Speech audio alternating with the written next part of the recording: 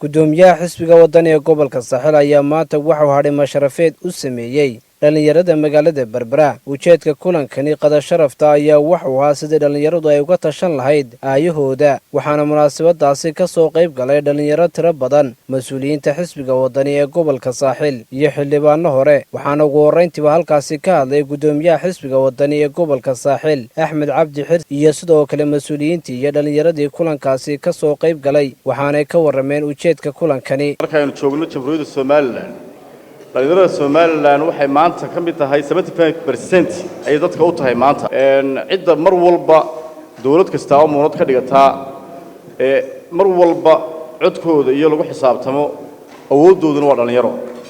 sidaa darteed mar haddii ay idinku tihiin ciddii awoodda lahayd waxaan anagu garannay inaanu idinka gogol idiin dhigno oo aanu idhaahno waa aayihiina iyo danihiina gaarka ka wada tashada iyadoo aan cid ku qasbaysaa aan jirin. waxaan anagu jecelnahay maadaama idinka blocks fara badan idin dhex yaalay oo la idin kala dhex dhigay beelo fara badan ka kooban tihiin horena aanay u dhicin in aad dantiina ka wada hadashaan dhalinyaranimo oo aad isaga timaadaan si aad idinku meel wax u dhigataan hore umay dhicin ay maanta ugu horreysa saan filayo.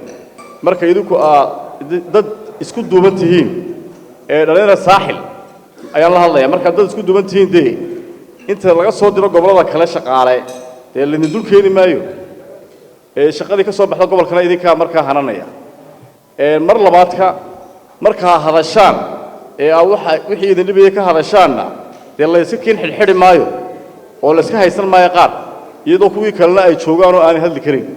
diyaar u nahay ajandaha aanu anagu idin hayno su'aal kastoo aan naga weydiisaan inaan idinka jawaabi karno, inaanu idin dhageysanayno, inaanu idin dhaga furannahay, inaan anagu dhagaha idinka awdeynaynin, inaanu nahay dhalinyaro idinla dana inaanu nahay. waxaanu u baahannahay siyaasi bulshada isku wada haysta oo hayb wal oo gobolka joogta ay isugu mid tahay. arrimihii sanamtu maartay ilaa waanu ka talowno wax ka xun baa maanta hudheelka ka dhacay. nin mas'uul baa soo hadlay inanka hudheelka haysto la soo hadlay wuxuu ku yiri dhalinyaradaas ma shiri karayso meesha lagu maqday karayo. waa haddaynu marayno in hudheel qada ka dalbano Berbera intaan hudheel qada ka dalbano la nafis ku xun maysi wallahi waa halkii ugu xumeeyay maraysa Berbera halkii ugu liidatay. waa dadka reer Berbera waxaan ka codsanayaa waliba dhalinyaradu ugu horeyso inaynu isu soo dhawaano wada tashanno waa layna kala ooday haddii loo haystay shalay toole inaan dhalinyaradu shiri kareen maanta waanu xaqiijinay shirayso. runtii gudoomiyuhu maxay ahayd xisbiga wadani gobolka Saaxil Axmed Amerika waxa weeye gudoomiye cusub dhawaan baa la soo ayaa xilka loo soo magacaabay waan wada garanayno waan dhalinyaro weey haddana maanta wuxuu dhaqaajiyay oo arkayna dhalinyartii gobolka Saaxil oo aqoonyahan leh oo wax garad leh oo siyaasi leh oo maxay ahayd saxafiin leh ayuu halkaas ugu keenay. taasi oo aynu kaga wada hadlayno waa maxay masiirkeena dambe, waa maxay mustaqbalkeenu, waa maxay hiigsigeenu, waa maxay himiladeena nololeed, waa maxay hankeena siyaasadeed. waxa muhiim ah oo biyo kama dhibcaana inaynu danteena iyo wixii duruufteena ah inaynu dhinac uga soo wada jeesano, inaynu midnimadeena ka shaqeyno, inaynu qabyaaladda iyo reernimada lagu kala qoqobay waxa weeyaan siyaasiyiintu inagu kala qoqobtay inaynu maanta ka baxno.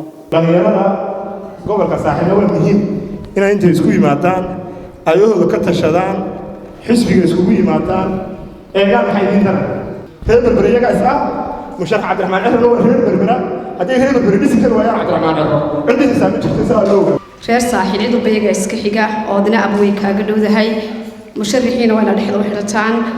haddii maanta musharaxa ka soo jeeda Saaxil oo cid waayo magaaladiisa ka soo bixi waayo gobolkiisa laga taageeri waayo run ahaantii reer Saaxil oo dhan bay ceeb ku tahay.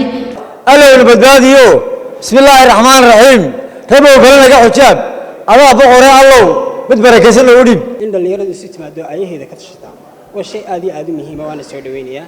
siyaasadu haduu ku baahan yahay kama maarmo garbaha ku duulaa waadiga weey higsiga iyo hiiraalka uu leeyahay waxa weey garbahaaga hadaad u noqoto xamaal reer hebel u noqoto xuquuq helimis. Cabdirasaaq Qaasin, telefishinka Saab, magaalada Berbera.